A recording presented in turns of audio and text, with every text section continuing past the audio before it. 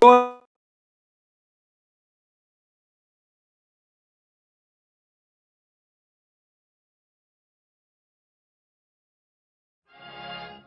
Bring it on. Want some, get some. Can I get a hell yeah? Yes, I am a pirate. You have to go with the pirates because, of course, they have cannons and everything. It's a pirate's life for me. No matter who you are and what you are, you're a pirate. It is a first down. Pirate. Because when you're at East Carolina, you go for it every time. Or you don't coach at East Carolina, you don't come to East Carolina, you don't play at East Carolina. I think I've ever been in a building as loud as that was. It was deafening in there. You will with Omaha. I can promise you that. And purple all night long in Eastern North Carolina. The podcast for pirates.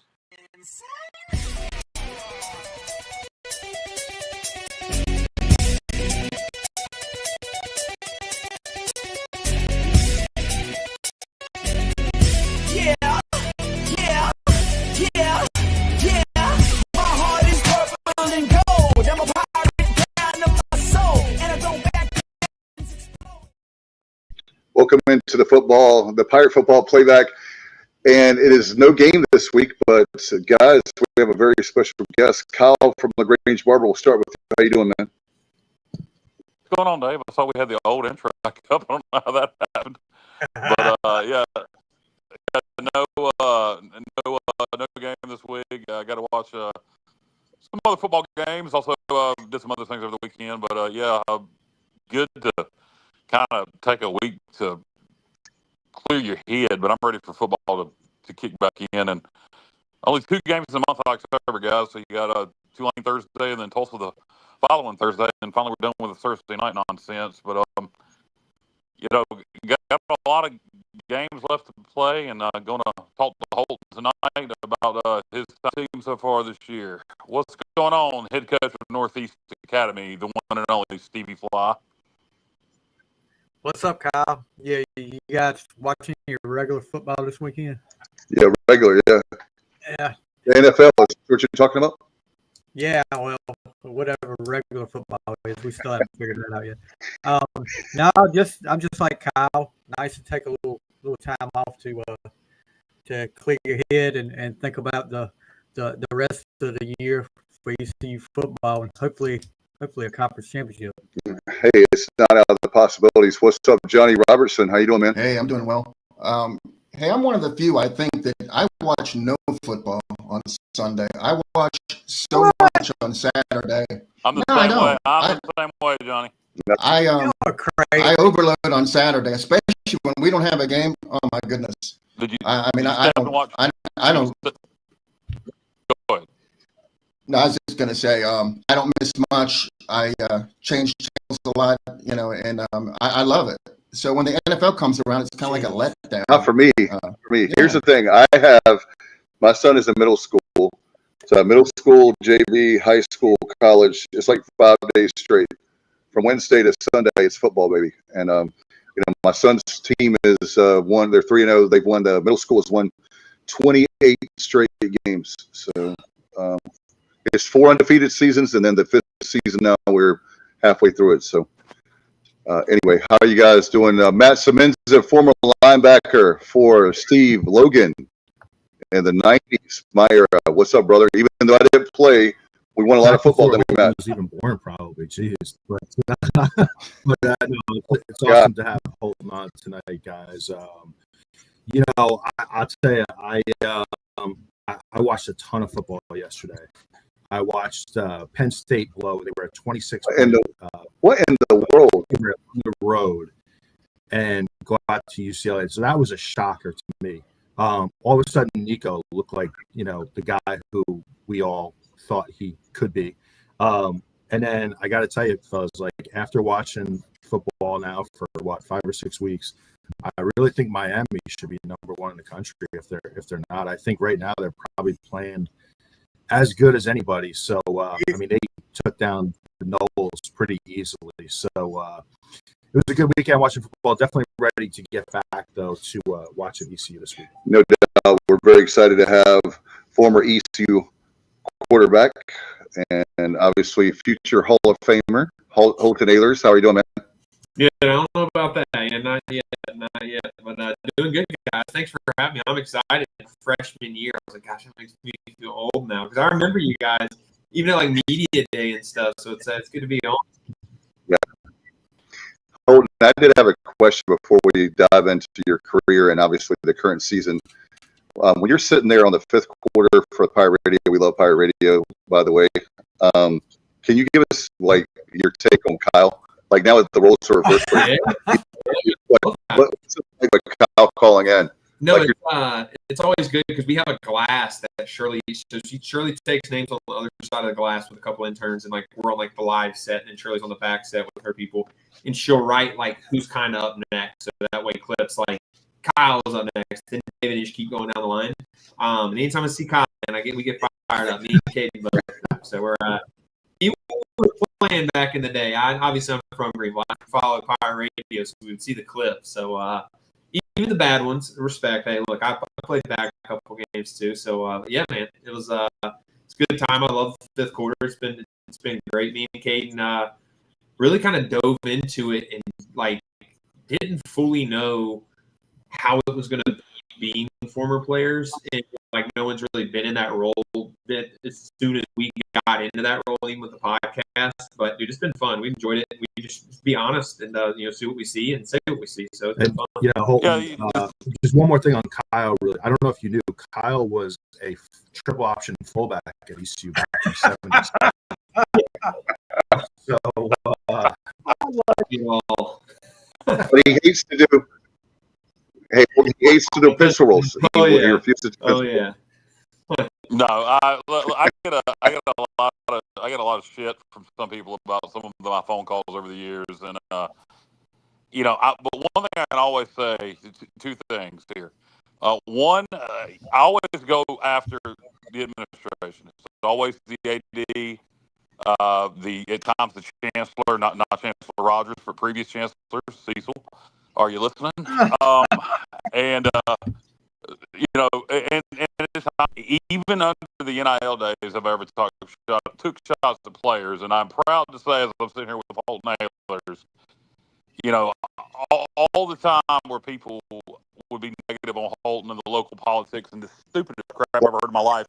The only reason he's starting is because his dad, Morgan. Yeah, the PA announcer has a lot of pull on who plays starting quarterback, you moron.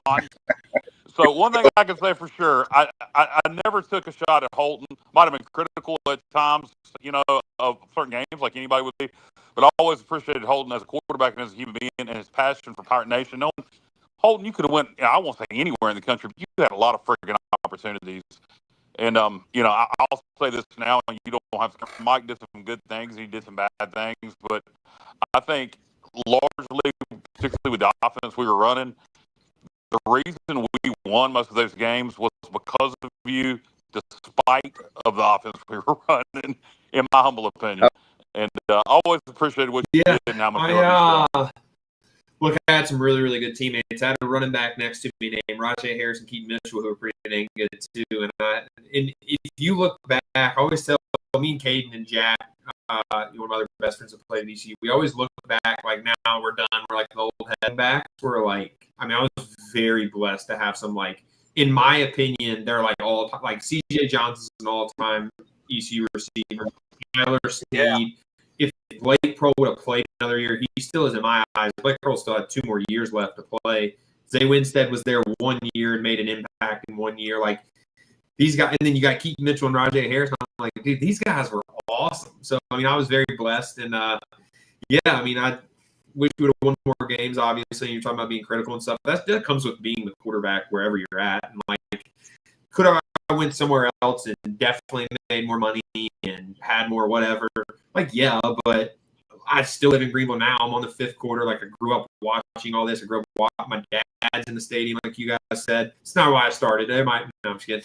But just, like, loving ECU was, like, so passionate for me. I literally felt like I was in a dream the whole time I was there. Like, even looking back now, it always feels like I live like two separate lives. It's been like my childhood, or really three. It's like my childhood, and then like that 5 years I was at ECU was like I look back at it as like it was like a movie, like not like it wasn't even real. And then now I'm in like my adult life, so it was just very.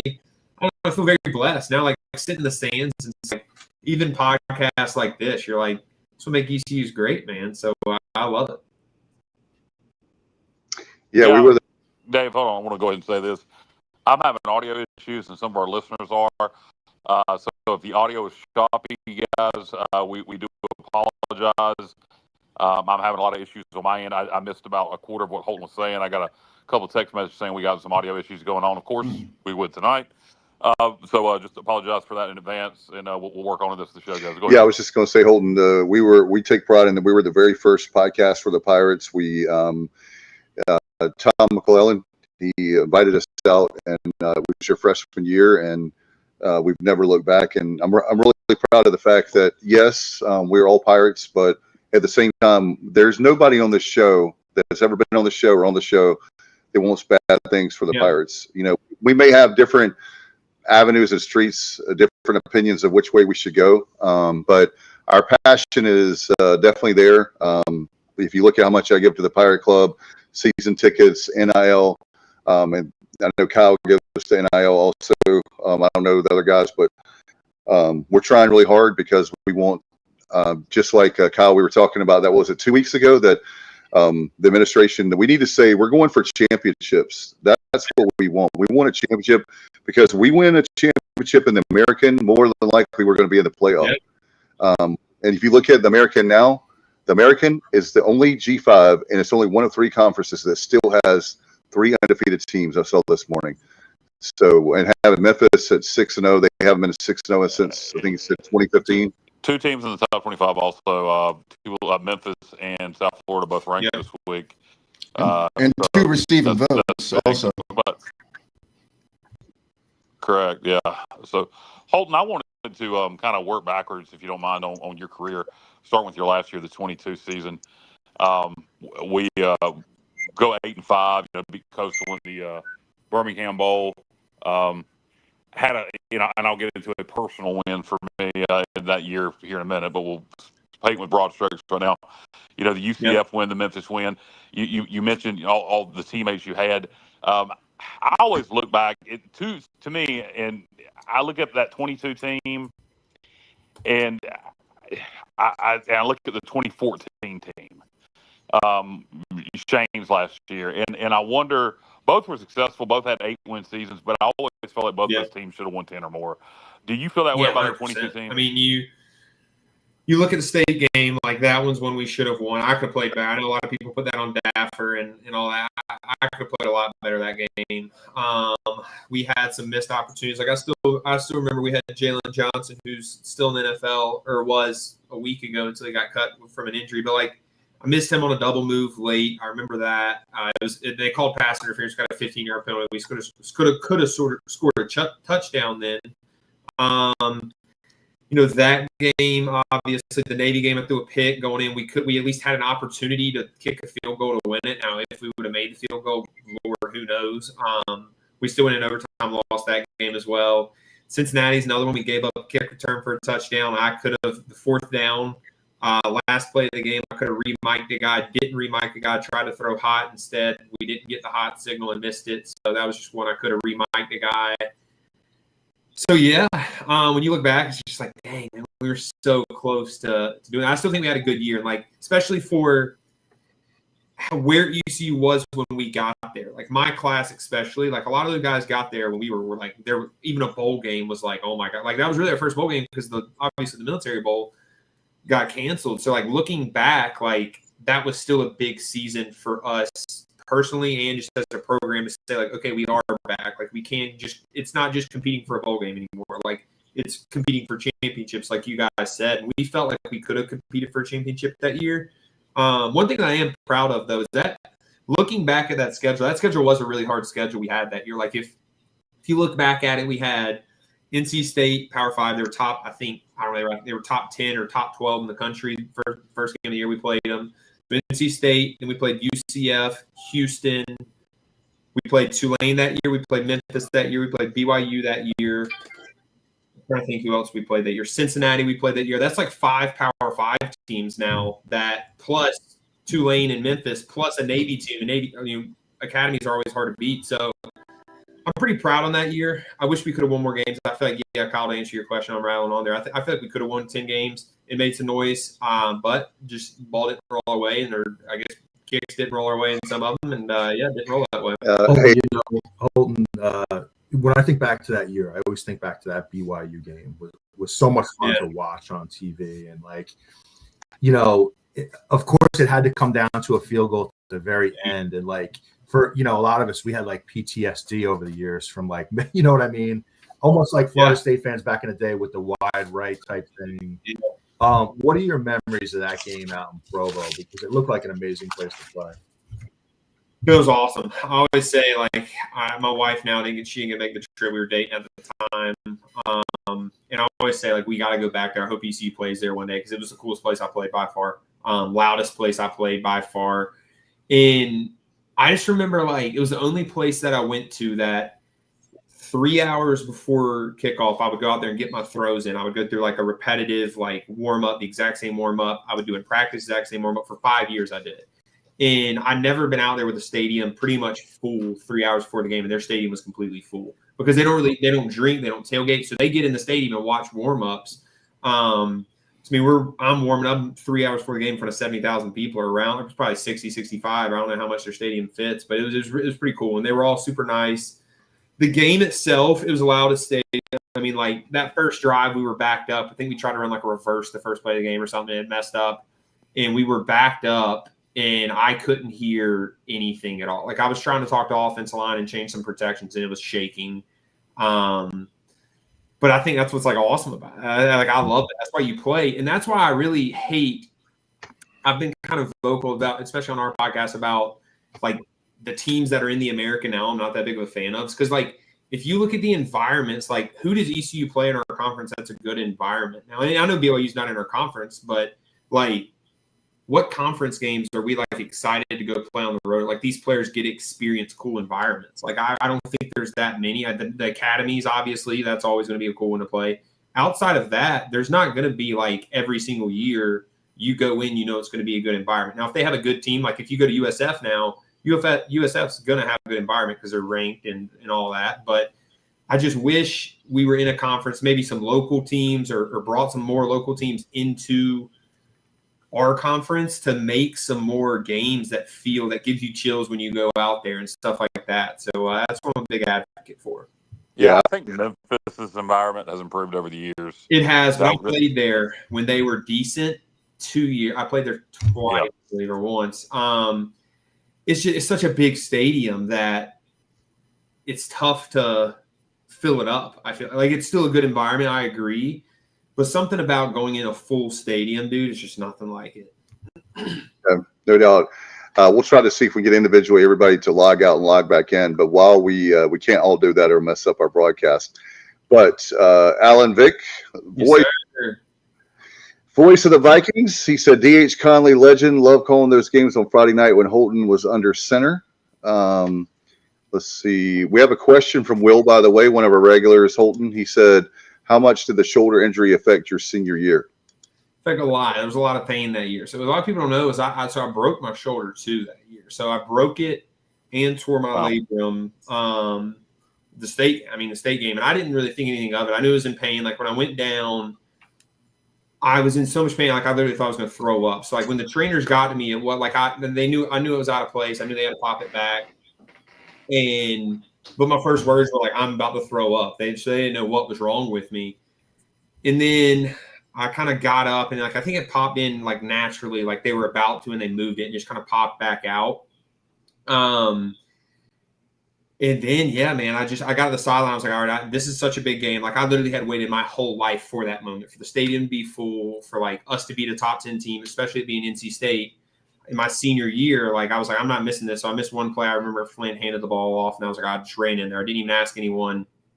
And then, yeah, from there, I remember after that game, Dr. Armin, the head ECU doctor, kind of met with me and my family's outside waiting. Like my family and my wife's family now were out there waiting, and they were like, "Look, you're probably gonna have to medical red shirt. You're gonna have to get surgery next week, and you're gonna have to medical red shirt." I was like, "Yeah, okay." Like, nah, no chance, no worries. So they put me in a sling, and I was like, "Whatever it is, I'm playing with it." So I walked outside, told my family, like, "Look, shoulders broke, tore my labrum. They want me to have surgery, take a medical red shirt." In all honesty, if I redshirted, I was going to transfer the next year, and I didn't want to do that. That just wasn't an option for me because I knew the team was going to fall off. I knew we built everything up for that year. There's a lot of pain. Like, I mean, there was times when I couldn't throw, like that week, really. Like, I still had videos of me trying to throw in the training room, and it was so painful. I couldn't throw until like that Thursday leading up. I think next week we played Campbell or something. And then, it affected me the whole time. It would go in and out multiple times a game. Sundays were painful. Mondays were painful. Tuesdays were painful. Wednesdays, I could tolerate it. Thursdays, I'd feel kind of myself. Fridays, we'd have a walkthrough. Saturdays, I'd re-hurt it again and then just restart the process. So long story short, it was not fun. Yeah, it got out there, but it was, it was more rumored, I guess, to most people. Yeah, did a good job in this day and age, I would say, honestly, of keeping it quiet. Yeah, I was big on that because I didn't want any excuses. Like, if I was going to go out there and play, like I expected 100% to play as best of my ability. Like, if I was going to put myself on the field, and there's a lot. Kyle, I can go through the list of injuries that I had. I also had a broken. So if you look back, I can't remember what games. I had a broken pinky on my throwing hand. I had to wear a glove the last couple games of my career. 2022 as well. I had a broken pinky on my left hand. Fractured my spine in 2020. 2 herniated disc was in a back. That was versus Georgia State. I kept playing. I don't know how I kept playing. I played that whole year. Didn't tell anyone. I knew it was hurt, but I didn't say how bad. And then that off season, got MRIs, got all that. And they're like, "Yeah, dude, I don't even remember the doctor calling me and saying, you need to get in a back brace right now, and you're probably going to need surgery. You're going to be miserable your rest of your life." That was the exact words. Because then I called my parents, and they were pissed. I don't know if I can say that on here. Sorry. That doctor told me. So I was in a back brace. I was supposed to be in a back brace 21 weeks. I was in a back brace 4 weeks. So that whole summer leading up to 21, I didn't throw. They wouldn't allow me to throw at all. And then 2 weeks before camp, I threw for the first time. Then obviously, so that 2021 season, if you look at it, we offense kind of started off slow because we had no summer together. They were throwing with the backup quarterbacks the whole time. We had no timing or anything. Now, a lot of those guys I played with before, but yeah, there's another nugget for you, Kyle. I have a question for Holton. Okay, so you played with a multitude of injuries many times, but then you had to sit out a game in 2020 against Navy, and you were perfectly physically fine. How did you deal with that? I was pissed. That whole year was just, and I look back on it, I'm like, there was a bunch of crap going on that season. But, yeah, wasn't happy. I literally tested positive, I guess. I don't even remember how many times we tested. I try to forget that season. But I tested positive like that Tuesday, and I remember like on the plane, like, because you get contact traced where like the people around you couldn't play either. And no one in the entire program on either teams, because we played South Florida the week before, either teams tested positive except me. So it was a false positive. So then actually someone from Greenville who owns a company said, "Hey, we'll test you again just to make sure." Because ECU wouldn't allow me to retest, or like the American one. I don't remember who it was. Yeah, it was American. Yeah, wouldn't allow me to retest. So I retested on my own 3 different times, and it was negative, negative, negative. So I'm sitting there watching the game, and I'm like, and the guys who sat near me on the plane, like Demir Faison was one of them, had to sit out too. And we all knew they came to watch the game with us at my house, and none of us were sick. So yeah, it wasn't fun at all. It was irritating as crap because we would have beaten Navy that day. Yeah. I was actually one of the few people in the stadium that day. Meador hooked me up with tickets. Yeah, and it was so irritating, knowing we've never beaten Navy in Greenville, still haven't. Yeah. And that day, had you been there, nothing's for sure. But God, you look back at it, and you feel pretty damn confident we would have won that game. Yeah. They were the years I played Navy, even in 22, which I didn't play well that game, and offensively didn't play well in 22. But we still felt like their defense was so schematically good that you had to play like dang near perfect to beat them because they were good enough offensively. They were tough to beat. But that 2020 season was like the year that we were like, yeah, we could score as many as we want to on them. If you look back, like we did miss a couple things. And that was Mason's first start. And look, I mean, Mason was not ready at that point at all to play. And he kind of got thrown into the situation late in the week. But, yeah, I remember one thing I remember about that day, though, is like Coach Houston called me after and we talked for probably an hour. And he felt at that point, that was the first time he ever told me, like, yeah, the program's going to flip. Like, I feel like we're finally to the point where we're about to start winning. And I literally remember him telling me, like, I don't know if it's going to happen like this game, the next game, or the next game. He was like, but the guys have finally bought in, and like these are the guys that are going to win. And I'll remember that call forever because it was a pretty cool call. Hey, Holton, sorry, Dave. I just wanted to quick follow up on that. You know, you mentioned Navy schematically, not to get too far off topic, but it's always amazed me over the years how the academies can play such good defense, right? And I mean, they do that with guys who coming out of high school. These are guys that were mostly, probably 2 stars, right? Like, what do they do schematically that makes it so challenging? Because it's pretty impressive when you see it from the outside looking in. Yeah, 100%. Great question. So the easy answer is go watch Blake Harrell's defense over the last couple of years because that's the exact same scheme that Navy ran. So that scheme, and we kind of do it still now with Josh Aldridge, that scheme is built to almost like the triple option. It's like the triple option is built to like even the playing field, no matter how talented one team is or the other. Like if you just follow the scheme, it'll be an even game. And that's how that defense is built too. The defense is built to be super aggressive, put guys in positions that as long as they are capable of literally making a tackle, then they'll be fine. And it's a lot of, they try to do like almost misdirection type thing. They hide coverages, hide blitzes, and then they blitz everyone. You just got to be really, really ready. And that's why Kyle, getting back to that 2020 game with Mason, is like that was probably the hardest opponent he could have possibly played. That was the hardest opponent I played schematically in my years at ECU, was always that Navy defense. And Mason stepping into that I think it was a redshirt sophomore at that point, was like that was the hardest defense he could have prepared for schematically. I mean, he just wasn't ready for it. And that's no knock on him, but there was times like I felt ready going into games and they would switch up so much. And it was like they were the one team that didn't have any tendencies. Like whatever tendencies they had the week prior, it's like they would just pick in a bag or pick in a hat and just pick something out and call it. And that's always tough to go against as a quarterback. When someone with no tendencies is always tough to play against. Yeah, no doubt. And, and certainly that was no knock on Mason on my part either. Just an observation that, I think we had you that day. We'd have got the W. Another game for the 2020 season, now that we're talking about that horrible year, not football-wise, just 2020 blowed, and everything sucked since as far as that goes. Anyway, who thought 2019 would have been the good old days? But at Tulsa, 2020, have you ever in your life seen the last drive of that game? I don't think officials ever intentionally cheat, but my God, it sure did seem like it. Close. That was pretty close. Was that about? I don't know. I still look back on that game. I'll never blame the refs for any game. That's the one game I'll look back in my career and be like, we should have won that game. The refs took the game from us.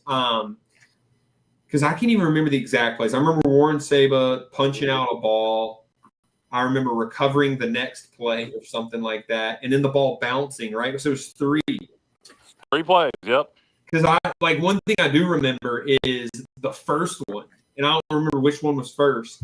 Their fans were leaving the stadium when they were reviewing it. Like their fans waited, got excited when they reviewed it. They showed it on the big board, and their fans began to leave the stadium, and all of our players were waving bye to them. And then they come back and overturned it, and the fans come running back in, and it happened 2 other times. So we're like, what the heck? Yeah, dude.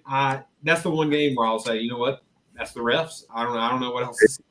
100%. I don't know if you're a wrestling fan or not, with Bret Hart with the Montreal screw job, but I call it the Tulsa screw job. The Tulsa screw job because it was definitely a screw job, and there was definitely I don't understand that game. I try not to lose sleep, but that's one that we should have in our call. That was the night I theory broke my cell phone. I threw my cell phone off the wall. I think after the third bad call, I was so pissed sitting at home in my living room. Dude, the refs were so bad. I took my cell phone, I smashed it, threw it. I threw a Holton Ahlers pass fade route off my ceiling, and my cell phone never made it back. So it was like I said, I remember I never sat in stadiums after game either. We would just kind of get ready and go. COVID was weird. You had to be a little bit more patient. Like everyone couldn't do everything at one time in the locker room. So I remember after the game, literally going and just sitting in the Tulsa Stadium. It was 12 o'clock at night. No one's there. It was me and a couple of linemen. And we were just sitting there, never scroll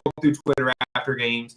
But that was the one game. I literally was just what are people saying? Do they? And I remember Scott Van Pelt tweeting about it. I'm like, okay, people know we just got screwed, but that still sucks because that year, I don't even know how many games we played, but if we would have won that game, that would have definitely affected the rest of our season. I mean, wins and losses are hard, especially back then when we're trying to flip the program.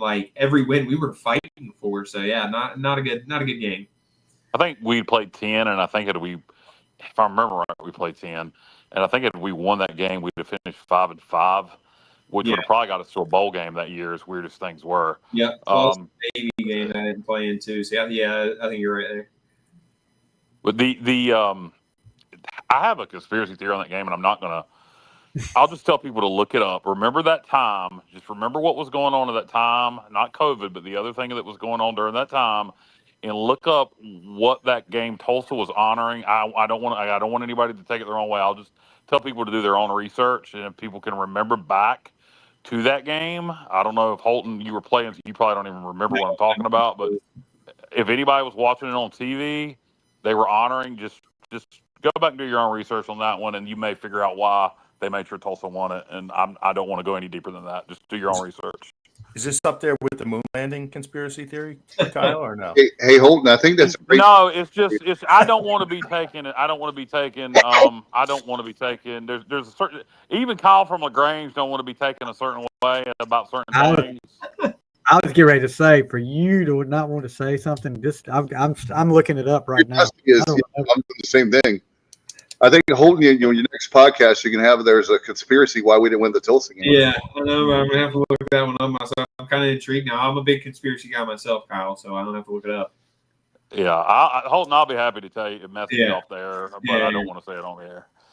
But look, I will say this, and just from a personal aspect, my favorite Holton Ahlers games, 2022, Memphis, the 15 dozen overtime game. All right, so not to make this about me, but July of 22, I got diagnosed with colon cancer. At stage 3, had colon cancer surgery, removed part of my colon, was going through chemo. Had not gone to a game yet until the Memphis game that year. Couldn't go to a game because of surgery. I had incision wounds bust open, going through chemo. So the Memphis game was my first game attending that year. Semenza was down from Connecticut. And, you guys play your asses off. The infamous Mike Houston quote, how about those friggin' Pirates? Yeah. I was at 4 overtimes, 5 overtimes, whatever it was. Just for that to be my first game back after colon cancer surgery and chemo, it was special. And obviously, you don't know what people are going through in the stands. Everybody has a special moment like that, or a game they want to be special don't turn out the way they want it to.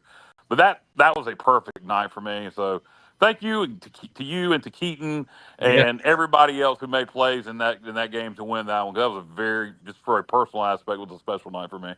No, that's all. That's what makes college football special, especially ECU. But a nugget from that story. So I remember that game. That game was awesome, by the way. That's one of my favorite games ever. Probably the Memphis year before, because we clinched the first bowl game in a while, was one of my favorite games of all time as well. Memphis in general. Those two games were really good. So the overtime rules are, you play the 25-yard line out. Then the second overtime, I believe, you go 2-point conversions and you just go back and forth. Yeah. Second overtime, you got to go for 2 after a touchdown. Then the third overtime, you start rotating 2-point conversions. So you have going into the week, you usually have 3 2-point plays that you've worked on at least that week, but usually because you don't go for 2 unless it's literally overtime or to win the game. So usually a lot of those were ones you practice on way earlier, like throughout camp, and have just brought through the season because you haven't used them yet. So we had 3 going into that game. And I remember we used the one earlier, like in regulation. So we only had 2 left. We used those. So we're on the sideline. And I remember talking to Donnie on the headset. And I remember me telling Donnie, look, there's a play that me, CJ Johnson, ran in high school that will work if you trust us to run it. Like I remember that. CJ was that slot. We'd run a little slot fade with him. And he ran a lot of those in the open field, but we never ran him in the goal line. And I was like, look, just give us a chance. I've thrown it 1,000 times with him. I haven't thrown it here with him, but I've thrown it a lot. Like, I mean, we played together since we were 14 years old. And shout out to Donnie. He gets a lot of flack, but he trusted me with that one, and we went out there. So it was either going to be a quarterback draw or I was going to throw a slot fade to him if they gave us the coverage that I knew they were going to give us. They gave us it all night down there. And they gave us coverage, and I threw a slot fade, and CJ caught it. So that's a little nugget from that story. Shout out to Donnie for the comment. Holton, I had a question because I felt like after you graduated that Donnie got a bad rap. He was, I think he took a lot of heat that he didn't deserve, especially. Yeah. He was a great coordinator, a great person. As a media, we loved him because he had a lot of funny things to say and a lot of respect. But was that, I'm going to put you on the spot. Is that Mike Houston's offense or is that Donnie K's offense? Because a lot of people were saying Donnie K, Donnie K, Donnie K, but there was a lot of times that it seemed like the Donnie K was more aggressive, but it felt like Mike used to be conservative. It was Donnie's offense. I do know that I think they both catch a little too much flack. Now, look, like Coach Houston catches a lot of flack because he got the program back, but then kind of lost the program again. But like you're looking at coaches now who like Coach Houston's just not an NIL coach or wasn't at the time. Now, if he gets another chance, which I think he's eventually going to end up at Charlotte again. I would love if he did end up there. I think he's perfect for that job, but he just wasn't ready for that transfer portal NIL. He was built on building a program where like making it so hard, but if you lasted there and if you made it through the trenches, like you would end up being a really good person. If you look at my class in general and kind of the classes that Coach Houston kind of brought in or had for 4 or 5 years, all those guys now are either in the NFL, if they are, and if they're not, they're like very successful human beings, and that's what Coach Houston built a program on. So I'll always respect him. But yeah, I don't know the full story of that. I think Donnie definitely had a lot to do with it, and I think Donnie caught a lot of flack too. Like after my year, they pretty much put the ball in Mason's court and just said, we hope he's as good as we thought, and obviously they missed on that. And then kind of they mixed in Flynn in there too. But Donnie also had JT Daniels ready to commit and transfer to ECU in a minute. But there was people on the staff who didn't want JT Daniels there. He ended up going to Rice. And I don't know if he even played well at Rice or not. But JT Daniels wanted to come here the year after me. And I know Donnie was the one who advocated for that. So Donnie got a lot of flack for – I had heard that, Holton. I had heard that and didn't know if it was true. Thank you for confirming. Yeah, that's true. So Donnie got a lot of flack for like the way 2023 went, but I didn't fully appreciate that because Donnie's a true pirate. If you talk, you guys know that probably being around him and interviewing him, but like Donnie was here doing some really, really good days, and Donnie helped us get out of some really, really bad days too. So like anyone who ever says anything bad about Donnie Kirkpatrick and being an ECU Pirate, like I'm just like, there's no way. Like 2023 was his bad year. And he had a quarterback ready to transfer here who literally started at Georgia and was told no. So that's just kind of how that's how I feel about it. That's sad. We'd heard that. I know Kyle's, but I didn't know that was. Now we know it's true. Here's a question for you, if you don't mind, if we can take some more questions. Yeah. All right. Robert Dedrick, another another regular. Did NFL team know about your injury, and do they consider that affecting your play abilities? Yeah, NFL teams know everything about you pretty much in the process. You do full body scans and all that. So yeah, they knew everything about me. They knew every injury back until literally I can remember.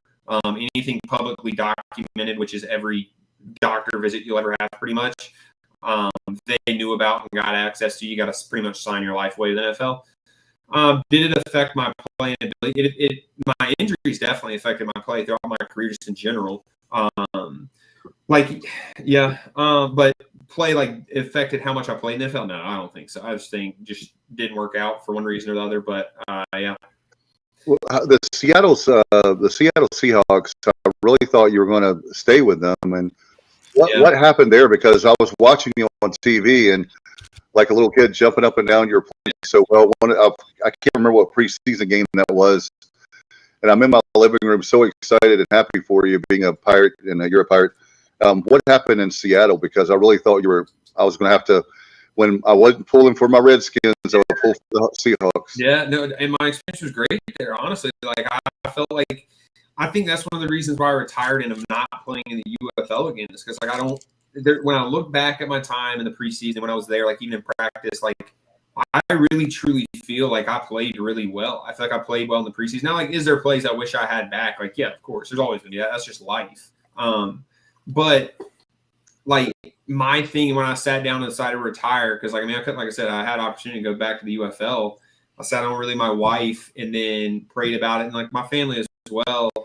And I was kind of like, look, if I go back to the UFL and play well and go back to the NFL, like, it's not like I didn't play well in the preseason. Like, it's not like I'm not satisfied with the way I played in the preseason. Whereas vice versa, if I didn't play well in the preseason, like up to my standards, then I'd be like, you know what, I'm going to fight for it and show that I can show myself I can do it. But yeah, Seattle, like I made the practice squad. Like I literally sat down with the GM and he's like, we have a plan for you. Like you're going to be here for a long time. You know, eventually build you into that quarterback 2 role and then kind of see what happens for there. And they had a plan. The plan was rolled out perfectly for us. Game 1, I'm on the practice squad, go through that week. Everything's perfect. The game 1's game, we had 3 offensive linemen starters get hurt. And the way it works is just numbers. If 3 guys get hurt, don't get put on IR, they got to make 3 roster spots. So they got to bring 3 guys in and cut 3 guys. And usually the third quarterback's one that gets cut. I was one that got cut. They told me, look, we're going to bring you back as soon as possible. So I got brought back. Then another guy got hurt, and it just became a numbers game at that point. Just kept going back and forth. So, yeah. Paul, we've gone over on the 20 minutes we talked about, but here's some other things I want to get to if you have time. But I do have a couple quick UFL questions. Yep. I don't want to spend a lot of time on that, but these are just more generalized questions about the league. Yeah. The first one, you know, when The Rock and the other investors decided to buy the XFL and the USFL, you know, the XFL was a tarnished brand, but I thought the USFL had some legs. People had been watching it some. You know, Skip Holtz with his success with Birmingham, the legacy of the name. Do you think they made a mistake by not just calling it the USFL? I don't know. That's a loaded question. I think USFL was like a long-term bigger name because it was around. I mean, I'm pretty sure it was around like 1980s too. Like, and it had some yes. But yeah, it had some good guys play in it. So yeah, I do agree. I think they needed a severe rebrand though because they wanted to. Just I know, like behind the scenes, they wanted to like bring energy and bring all this trying to back into spring football. And I don't know if they thought that the USFL, like people, that just been like an afterthought in people's mind when they heard it. But yeah, I don't know. I think it's a really good league, man, to be honest with you. Like just being in it, like it's ran the right way. I do think they need to get some coaches in there who are younger, who want to build it up rather than use it as a retirement in the best way possible. Like Skip Holtz is one. He's an older guy, but he genuinely cares and genuinely trying to win. There's some coaches in it. Like, do you think Wade Phillips? I mean, he's probably not coaching next year. He's with San Antonio, great dude, but I don't know how old he is. He's not thinking about building an organization. He's just doing it kind of to have fun and enjoy it, which is fine too. But in the grand scheme of things, like you're looking to grow this league, you got to get guys in there that are hungry, that are wanting to show, you know, who they are, what they can do. Like the St. Louis coach is really good. And he's trying to grow the game and grow his, you know, obviously brand in football as well. So there's some things. I know they got a new owner, the guy from Body Armor that has been really, really good for the league. He's a new owner this year. That's going to really, really help. So we'll see. Did you get a chance to meet The Rock, or was he around at all anywhere? He was around one game, dude. Like he's barely around. But I got a chance to be like 5 feet away from him. I'm a huge wrestling guy myself, and I got close enough to like see him. He was a lot shorter than I thought, to be honest with you, Kyle. Huge wrestling. All right, so me, Stevie, and Dave. JR is not a big wrestling guy. Well, Matt, you are a little bit. Two favorite. Stevie doing Paul Bear. Give me your 2 favorite wrestlers of all time. Two favorite wrestlers of all time. I'm a big Roman Reigns guy. And I mean, he's been so good. He's got drug along recently, but I was a big guy. The Shield. Who's another one? I'm a big Brock Lesnar guy as well. Like I love Brock Lesnar, and people say like, is he a wrestler? Is he not? Like he had some pretty sick moments in my childhood growing up. So I like beating Undertaker. Beating Undertaker at WrestleMania. My brothers were at that WrestleMania, so that was pretty sick. Well, how did you feel about that? Did you like Lesnar going over? Yeah, I did. Honestly, I did. You were the only person. Congratulations. Yeah, exactly. I just think it was a cool moment, like looking back on. Speaking of podcasts, Taker's got a really good podcast. If you guys haven't tuned in. Yeah. I haven't yet. Yeah, it's good. I got a wrestling podcast for you. You might not even know who this guy is because of your age. But the Jim Cornette Experience and the Jim Cornette Drive-Through. Okay. You got to check those out. If you got about 4 hours a week, just sit there.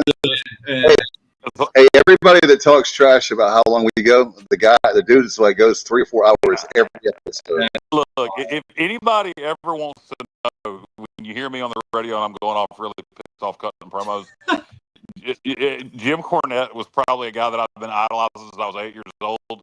So if anybody wonders where my bullshit comes from, there you go. A lot of it comes from Cornette.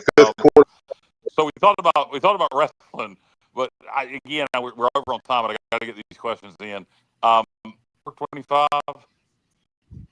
Okay, so you were born in 99 or 2000. So what is your first ECU football memory?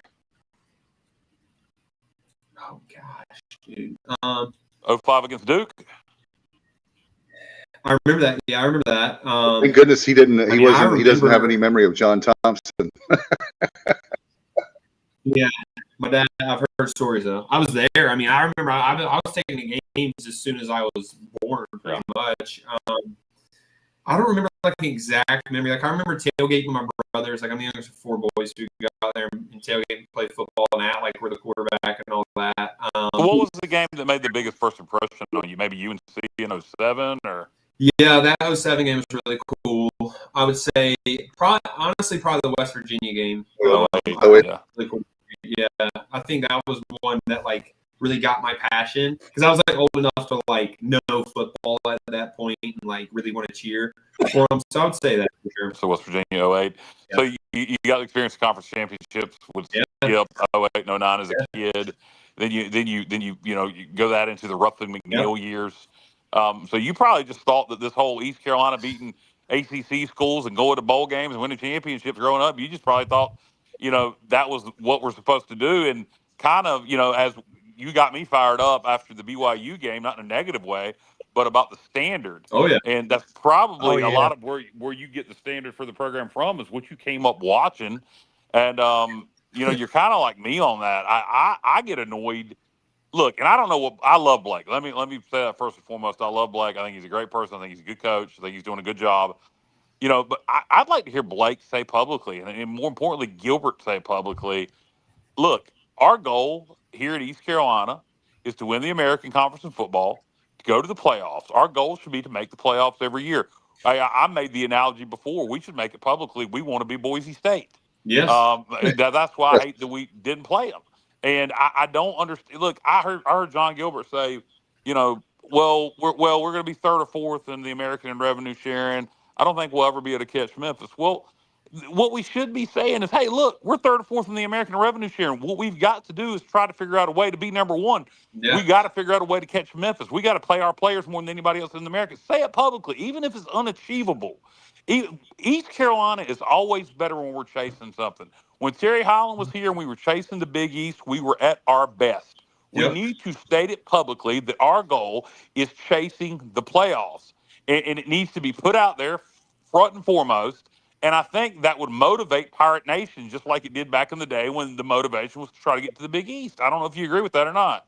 100% agree. And that, honestly, we were talking about like, that's just, I thought that was the standard of ECU. Like, 100%. And that's literally why my sole factor, if you go down to the root of why I came to ECU, was I grew up and saw the standard and thought this is the way it was supposed to be. And then it just like dropped when I was like, became a recruit. Literally in 2014, I was a recruit. I remember was getting recruited by Carolina, and I had an offer by ECU when we beat Carolina and scored 70. I remember that. And I remember walking out of the stadium that day and being like, well, I damn sure don't want to play for Carolina. That's for sure. I don't want to. Good answer. Good answer. Yeah. So like my recruiting days were like when ECU fell, and I'm like, well, wait, I actually have a say-so in like if ECU can like be what they're supposed to be again. Like, why would I not accept that and do that? You know what I mean? And like, it was a lot harder than I thought it was going to be to get that. It was a lot more broken than I thought it was. Even the fan base. And Kyle will get like, sometimes I annoyed, and I got annoyed on the fifth quarter. I'll get annoyed on the podcast. And if you guys haven't tuned in, like Caden Norman, my co-host, he played quarterback at ECU on the fifth quarter too. Like, he's a huge, like, we should be the Boise State, literally. Kyle, he says that multiple times. He said that. But like, let's get out of the like, oh, like we're 2-2, we're happy. Like, I know someone said that, and I'm like, what the? No. Why is that a thing? And like, and same thing. Like, why are we just say we're going for the playoff? And then in basketball, like, literally, I'm a huge basketball. I'm wearing my Knicks hat right now. Like, say we are playing to get to the tournament. Well, you'll be happy to hear John Gilbert says that, you know, with this schedule maybe being a little bit tougher, we might be able to make the NIT. It's AA, baby. It's the big dance. Is that realistic? Look, is that realistic? NIT. Is that The realistic? NIT hasn't been relevant for 30 years. Right. Yeah. But is that realistic? Yes. Literally. Yes. Making the NIT is a realistic goal, but that should not be stated publicly as our freaking goal. You know, I remember. It should be Omaha, the tournament in March Madness tournament and the playoff. And that should be everywhere. That should be public knowledge. When people think of ECU, that's what it should be. And I will probably 99% never get into coaching. But if I ever got into coaching, it would be after I sold my business that I'm running now. But it would be to be the head coach at East Carolina to get the standard back to like not being soft. And Blake Harrell, I think, is perfect for this job. I think, I love Coach, and he's great, or administration. I don't want to say head coach either, because I would love to get administration too. To just ask you about that. Do you think you'd like Ryan Robinson's job? Honestly, I don't even know what he does on a daily basis. Runs the Pirate Club. You can run the Pirate Club. I know that. Love that. I just think you need someone in there, and not saying any of these people. I'm not bad-mouthing any of these people. I just think like there needs to be a rebrand of the mental aspect and just the branding of what it means to be an ECU Pirate and the standard set. And if the standard is unachievable, who cares? Like, set the standard and go achieve it or fail doing it. Like, and that's when I was there. That's what I did. Like, literally, mine was conference championship. Like, the playoff thing was weird when I was there because it wasn't the 12-team playoff. Now it's very like when I was there, Cincinnati made the playoff, but they had to go undefeated for 2 years pretty much. Yeah, so somebody from the group of five is going to make the playoff every year. Why not us? Yeah, and we're in the conference where, like, we can very easily do it. We're going to have 2 or 3 harder-ish games in our conference. Other than that, we're going to be playing Temple, Rice, Charlotte, which Lord knows we can't lose to them again. And just teams like that. We're in UTSA. I mean, they lost to Temple yesterday. So, like, this conference is built for ECU. I think Temple's getting a lot better. Yeah, no, they are. They are. And they got a really good coach. We were talking with Kate about that earlier. But yeah, man, that's one thing I'll get fired up on and talk about forever is that right there. I do have a follow-up quick question for you. You said you didn't, after the 70-41 game, that you surely didn't want to play for Carolina. Would you like to play for Carolina now with Bill Belichick? No, I knew the answer, but I had to. I was on the Outer Banks yesterday, and I'm eating at a restaurant, and I looked up, and I was like, "Oh my God, 35-3! This guy's getting $10 million a year." Yeah, I don't know what their plan was there, but it ain't working. That's for sure. Yeah. The other question I had, as far as when you were talking about wins, I'll never forget. I don't know if I told the story. If I have on the air, forgive me. But Joe Dooley 2.0 was his very first press conference the second time around. And Brian Bailey, who I think the world of, and I know you do too, he looks at Coach Dooley, says, "How many games do you expect to win this year?"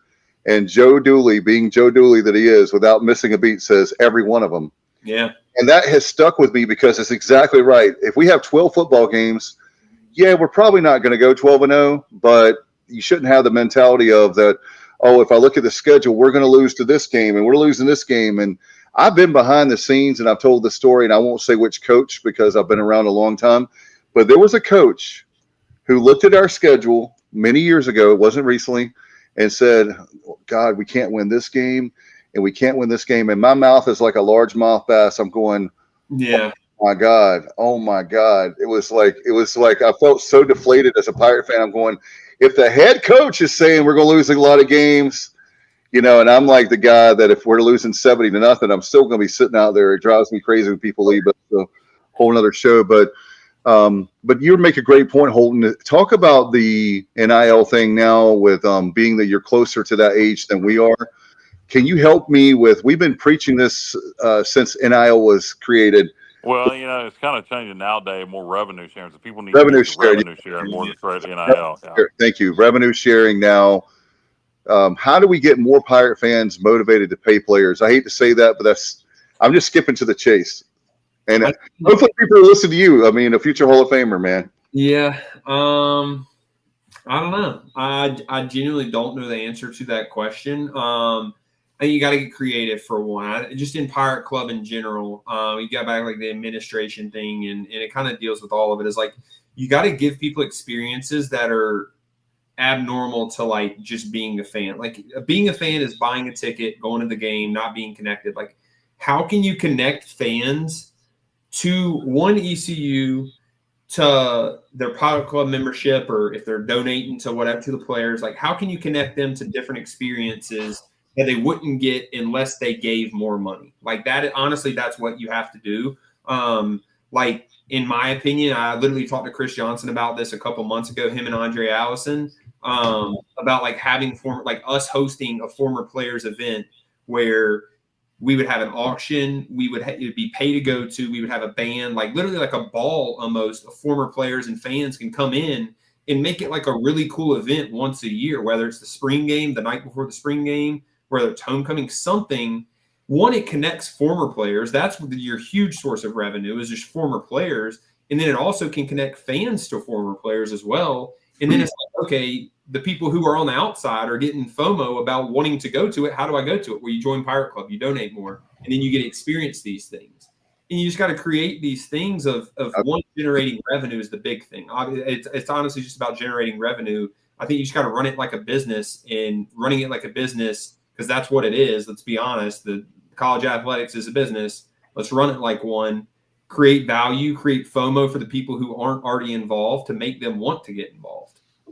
Holton, I had an idea November 2017 of Pirate Con. Similar to what you're talking about is basically, if you think about like Comic-Con, just make it Pirate Con for Pirate fans. And like what you're talking about, where if I want a picture with Holton Ahlers, I have to pay $20 and we give a donation to the revenue sharing. Stuff like you were talking about the night before with the ball.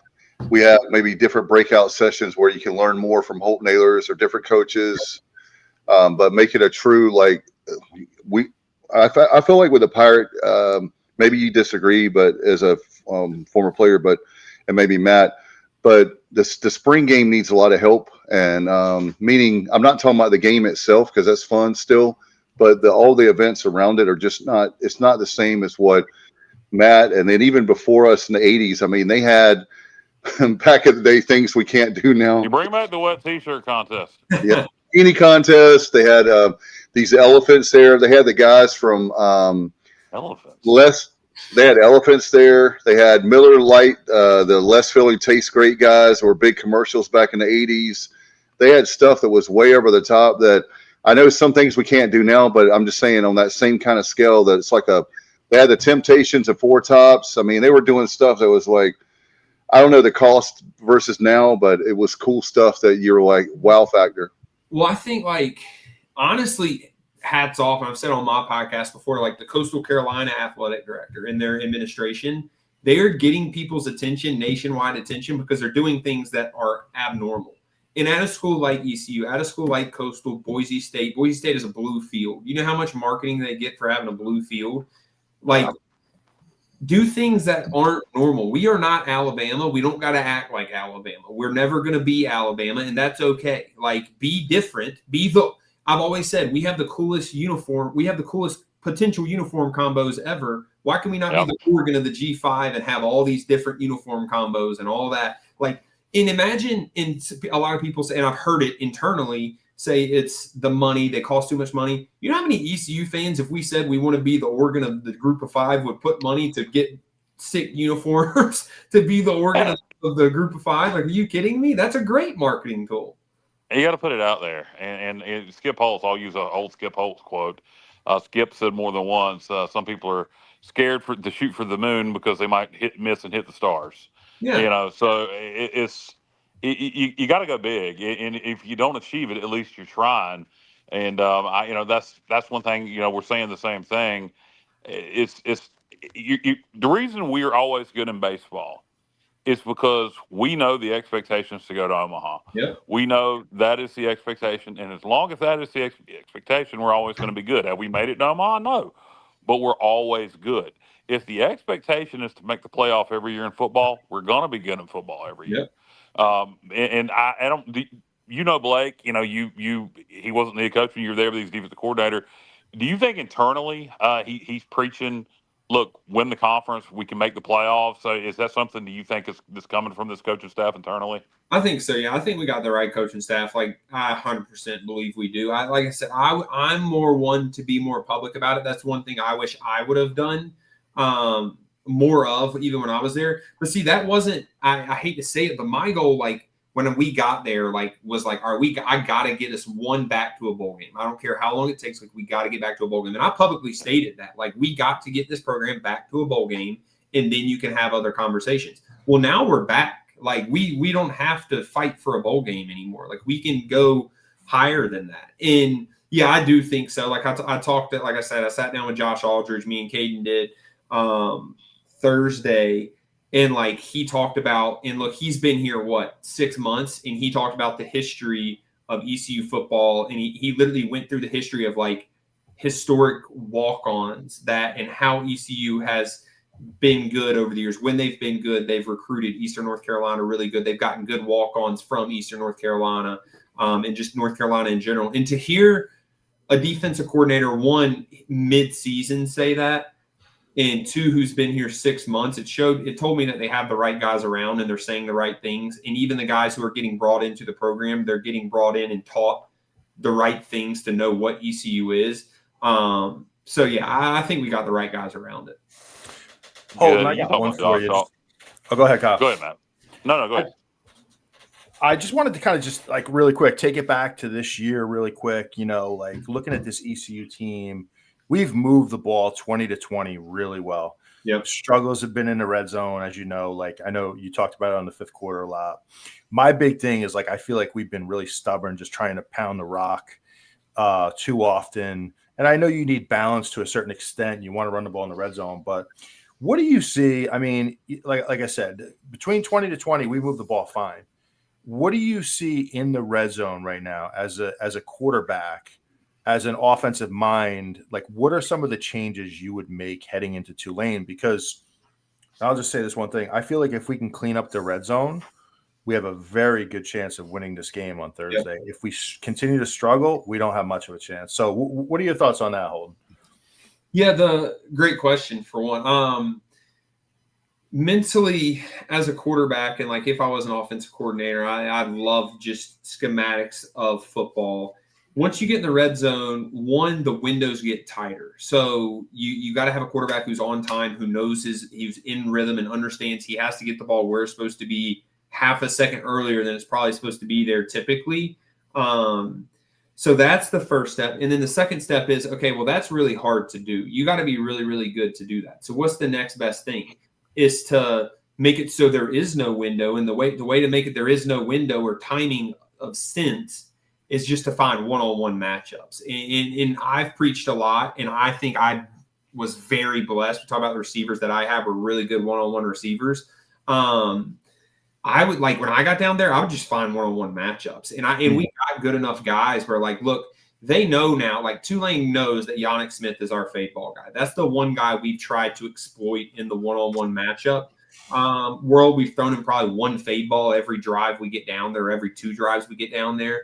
But you can run slants. You can run – I mean, there's a lot of different things. That's just with Yannick. Brock Scott is a really good guy out of the slot, and I know that because I threw to him. He's a lot like Snead. He's shifty. He can run those slot fades, those corners. So I would just I want to, if I was an ECU offense coordinator and during a bye week, and Matthew, you know this probably more than anyone as a former player, during the bye week, you figure out your tendencies, what you can do better. Like I promised, they looked at the red zone. So I would expect a whole different look from the Pirates in the red zone this Thursday. But just find more one-on-one matchups. Instead of trying to run the ball, just give it a 50-50 ball shot. Our receivers are really, really good. And down there, if you can't run the ball in the open field, you definitely ain't going to be able to run it in the red zone. I'm just telling you that now as a former player. Like, it's tough down there. But my mindset was always find the matchup and exploit the matchup 100% all the time.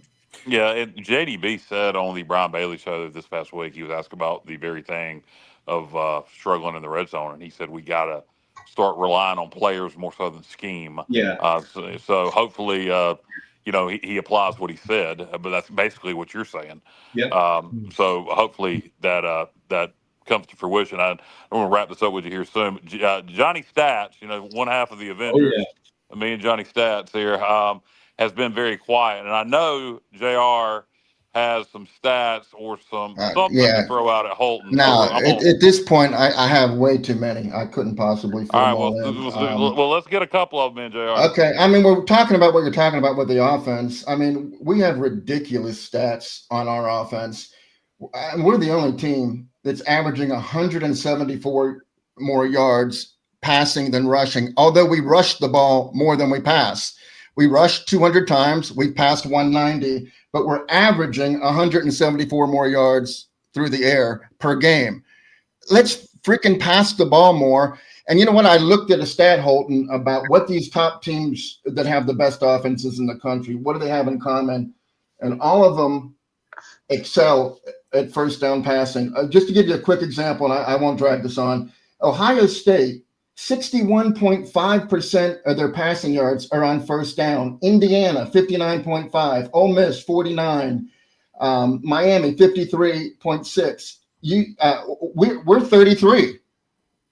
Like when we do throw it on first down, we're not getting any yardage. Yeah. It's just we got to fix that, in my opinion. But I'll give you some fun stats.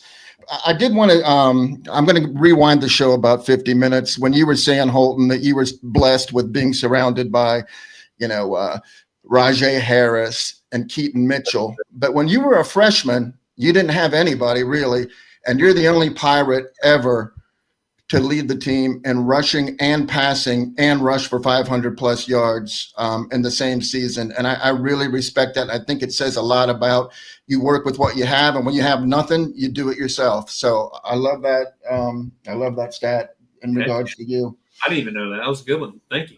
Yeah, and then I'll give you a crazy stat. Okay, so from 1974 to 1986, 40 Pirate quarterbacks combined for 13,407 yards and 76 touchdowns.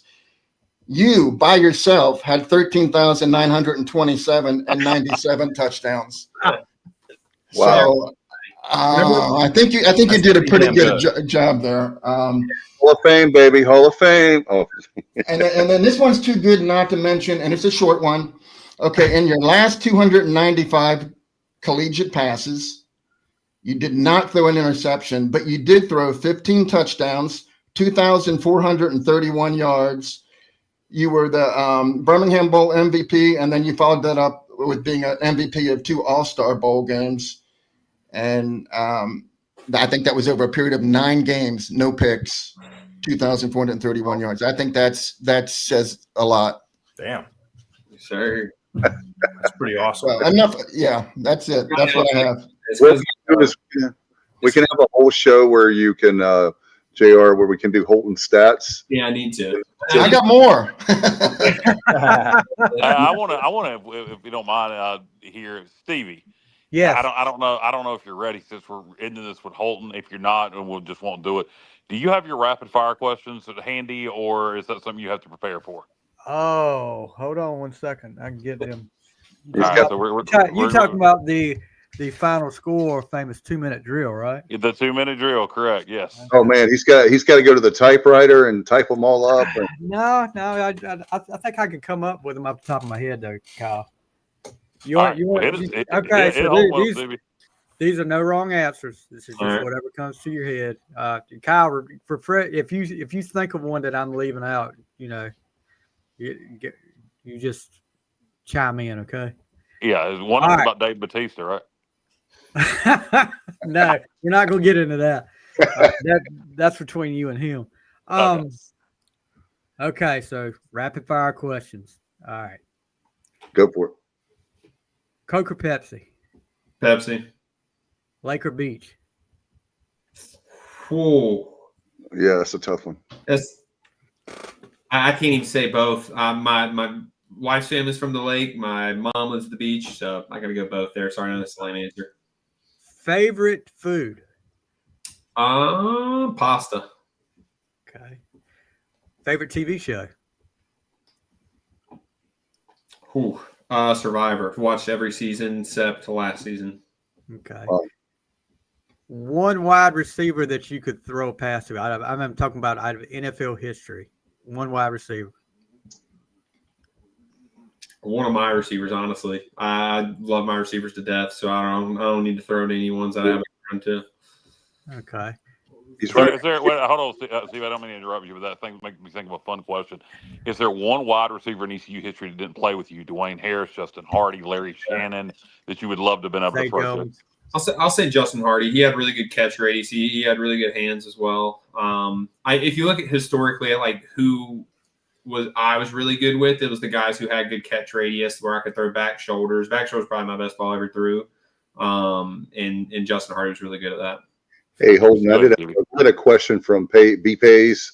He was asking, Pays asked, could you list the top 5 quarterbacks of ECU history?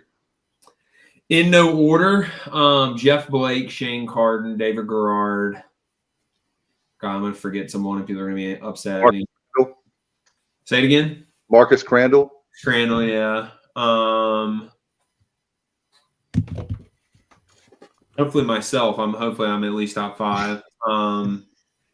Yeah, those. Who did I miss? I'm sure I missed someone though. Pat Pinckney, James Pinckney. That's pretty much be it in the modern era. Yeah. Hey, Holton, can I ask you one more question that doesn't have anything to do with football? Yeah, go for it. Okay, so earlier in this year, I was lucky to speak to Coach Mills, and he told me that I said, "Hey, why did Holton quit baseball? Did he just want to dedicate all of his time to football?" And he said, "I believe he could have played both, and if he would have, there's a lot of people, including me and Coach Billy Godwin, that thought that he could go to the next level." Do you ever regret quitting baseball? No, I don't. I was told, I think my sophomore year, maybe my freshman year, I'm not really sure. The Yankees came and visited Bryant Packard, another all-time great ECU. He went to Conley as well. And they ended up liking me a lot because I was a big lefty in baseball. It's good. And they ended up saying, we want to meet with you this summer. We think you could end up being drafted out of high school. And I started to hear more and more of that. And once I decided, which I knew for a while, that I wanted to play football, I just didn't know it was a realistic option. And once I knew it was, I just said, I don't want to have to make a decision between my passion and money, which my passion was football and money was baseball if I got drafted out of high school. So didn't give it the option, quit, and focused all on football. Wow. I respect that. I didn't know that. That's interesting. I know you were big in Little League baseball. I've heard a lot of tales there. Stevie, go back to the rapid fire. I'm sorry. What? Okay. Okay, we're through again. All right, let's go. Favorite movie? Favorite movie? Golly. I'm a big fan of the Cars movies. Really weird, but I'm a big Disney guy as well. So I love the soundtrack. Mater? Yeah. Oh, yeah. All right, let's go. First concert you ever went to? Rascal Flatts and Taylor Swift opened up for him and Darius Rucker. Oh, God. I was there. Kyle, how about that, Kyle? I didn't know Holton. I was at the Holton has such poor taste in music. Kyle, what do you think about that, Kyle? I don't know. I don't know what to think about literally, I was probably 7 or 8 years old. See, it wasn't his fault. His mom made him go. Yeah, it was my dad. It was my dad, actually. So my dad. Oh, so you shouldn't have said that on the air. Now, I'm a big country guy now. I love Been to a lot of good concerts. Cody Johnson. All right, who do you like now? All right, so Cody Steve, I'm Jinks. sorry. Just Kyle, shut up. He just said the magic word for you. Who Hey, do I that- like now? I'm a big Texas, living in Texas for those few months and for 2 years in a row. I love that style of music, like West Texas music. I love like Cody Jinks and stuff like yeah. He said, "Did you talk over him?" He said the magic word, Cody Jinks. like- Kyle. I like. Did he already say Cody Jinks? He I was missed saying that. it when you were talking. Holy shit! All right, Holton. Also, I've seen Red Stray Clays are a new one. I really like them as well. Red Clay Strays. Yeah. You like Holton, Billy I've Strings? seen Cody Jinks 8 times. I'm a Cody Jinks fanatic. Okay. Yes. Okay. Yeah. You ever listen to Billy Strings? Billy Strings, I have, but not enough to know.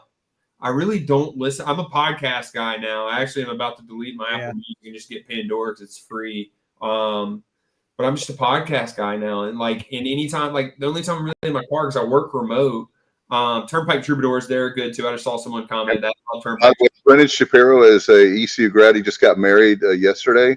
Oh, congrats! Are you supposed to be on the podcast? Yeah, he used to be on the podcast. Let's go. He got married yesterday, and he's listening to us tonight. Hey, He is. That's dedication. There. It's not the honeymoon night, so he's a good loyal listener now. But yeah, I'm a big the only time I really even get in my car, I'm either with my wife and she listens to gospel Christian music, and then or in the mornings, me and Caden go work out in the mornings, and we just talk about either ball or business or something. So I really don't get it listening to new music nowadays. I did have a question. Well, hey, look, glad to hear you like Cody Jinks. Just to expand on that briefly, do you get into Ward Davis at all?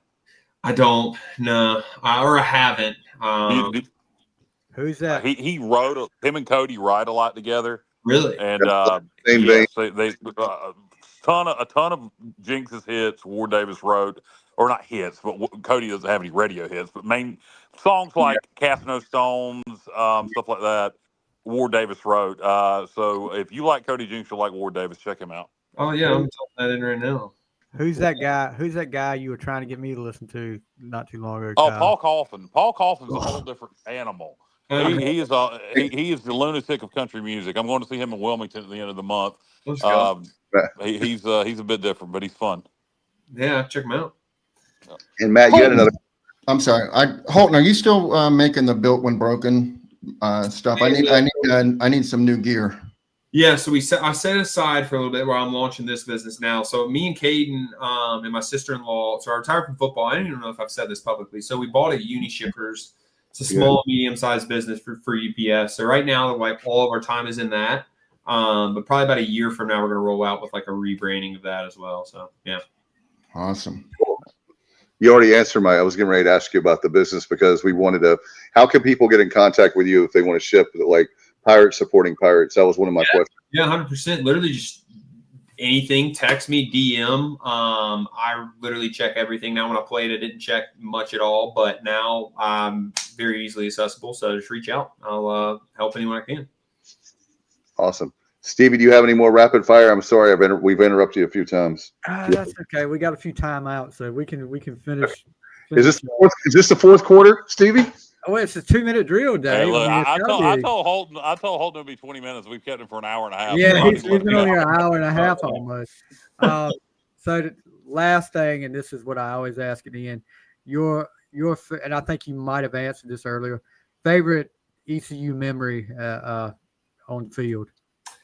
Yeah, winning the bowl game obviously is the obvious answer. Outside of that, I think 22 was a really fun year for me. I wish we could have I wish a couple of those kicks would have went our way. The state game would have been really cool. I'd really look if I could go back and relive a year, it probably obviously be 22 or 21, but 21 was really special because it was the year we flipped it finally. And I sometimes still will go back and watch the ending of that Memphis game at Memphis when we finally did it, and watching I know there's a video of Gerard Stringer jumping up and down, Xavier Smith, because it came down to the final play.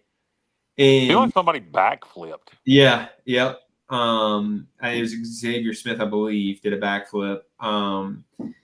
And just like going through that year with those guys who, when we came in, when we were recruits, like we committed to ECU when there was like nothing to, like I knew what ECU was supposed to be, and I committed knowing like we're going to get it back. But like those guys who weren't from here committed to ECU pretty much based off of what I told them or someone told them in the recruiting process of what ECU could be. So like going through that with them and like us learning and like watching their mindset of ECU change over the years was really special to me. Because like I said, when I got there, I knew what it was supposed to be. Like I knew what a Pirate was. I knew what it took to be that. But seeing guys who came in and their only vision of ECU was losing, and then watching them grow into like loving ECU like I did was probably like one of the cool experiences of my life. And they still do today. Like they're literally the room I'm in where my office is, like Noah Henderson, my right tackle. We came in together. Noah stays here like once every 2 weeks. He's always here. Like he talks to my wife probably more than he talks to me. Like Grace, my wife, would just be like, yeah, Noah's staying this week. And I'm like, what the heck? But like looking back now, like that is like amazing to me. It's like this group, the group chat with my former teammates is active. Like we love ECU, and just seeing their mindset and then get to experience what ECU is supposed to be. Like that was probably like the highlight of my career at ECU. All right, one final thing for you, I promise. As far as the season goes, do you have in mind, you feel confident we're going to go to a bowl? What do you think? How are you feeling we're pretty much at the getting ready to be after the Tulane game will be the second half of the season. So how are you feeling in the first half of the season? Yeah. First half could have bounced a couple different ways. I mean, I think we're in position to where we can go really have a special year. Like we can go win the conference championship. And if you win that, then you're in the playoff.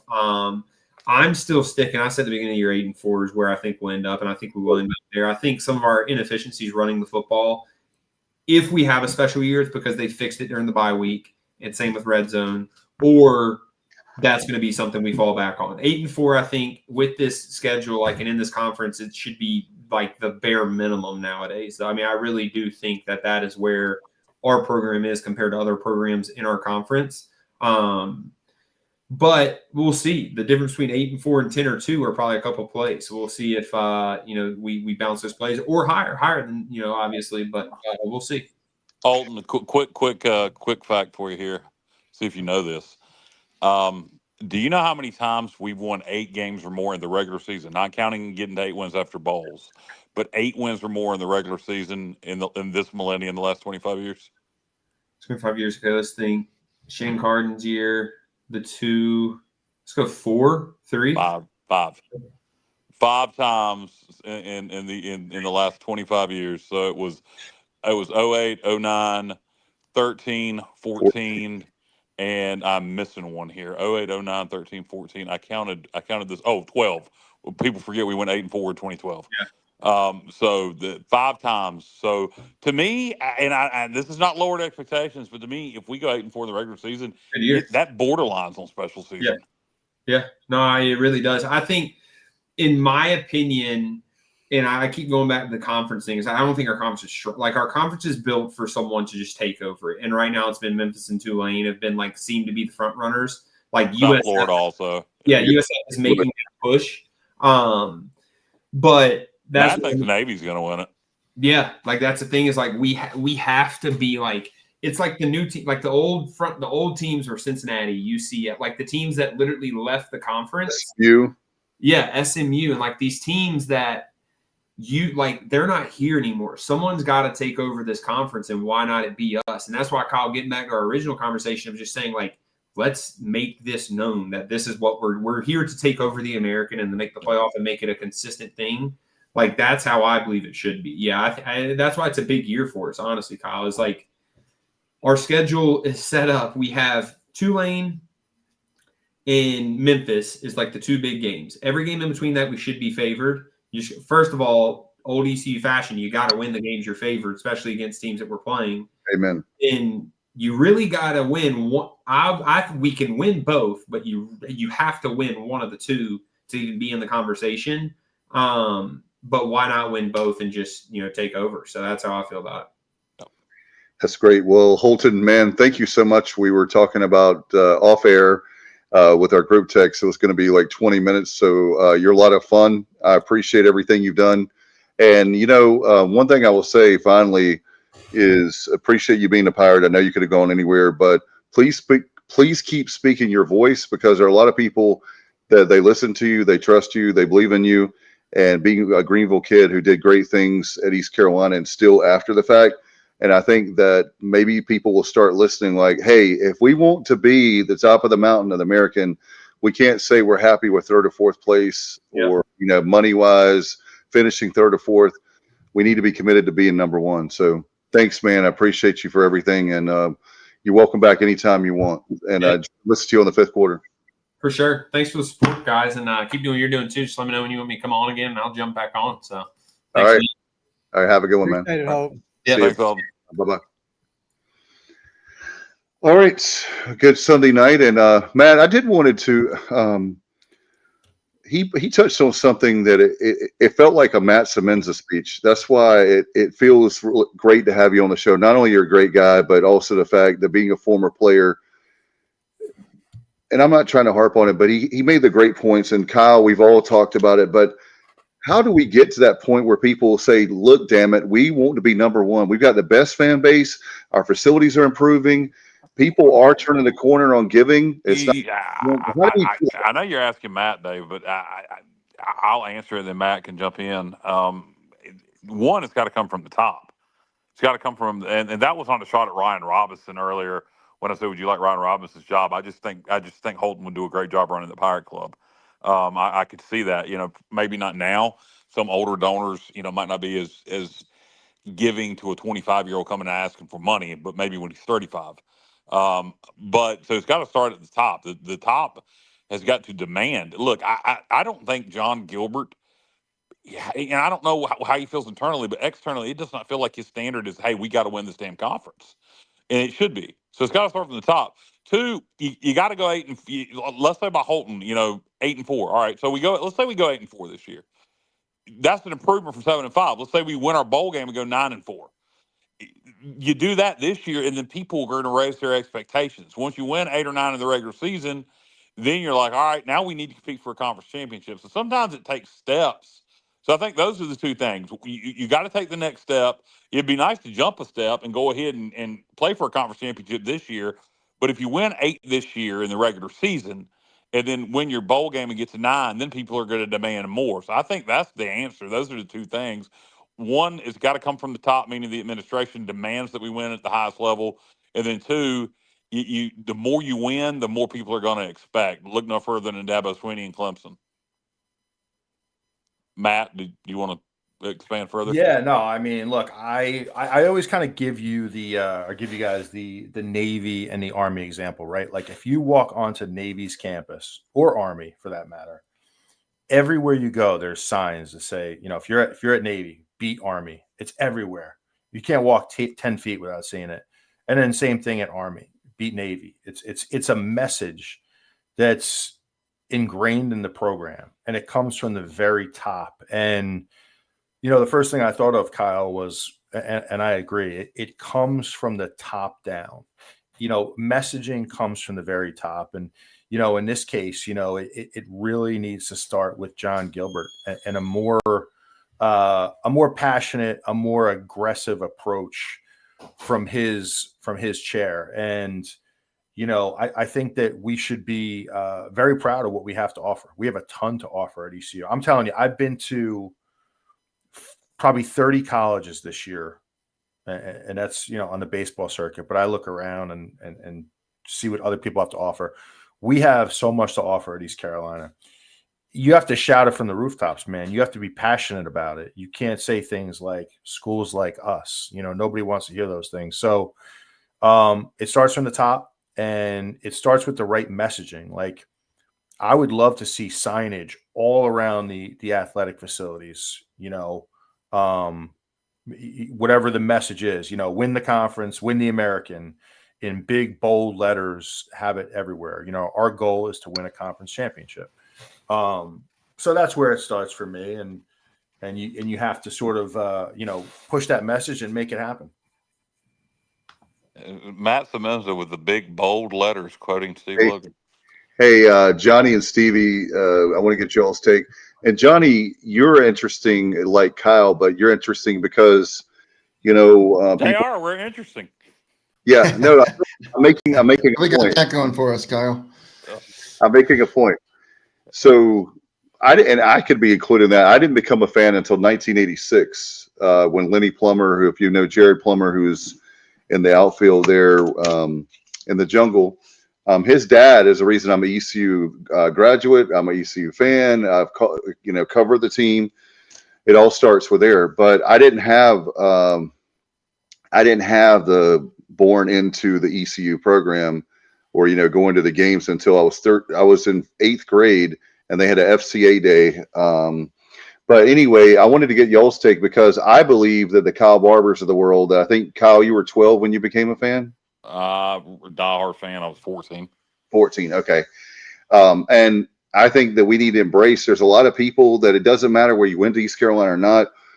Johnny, you're a perfect example of a guy that is an incredible fan. I mean, you bought a house. People don't know.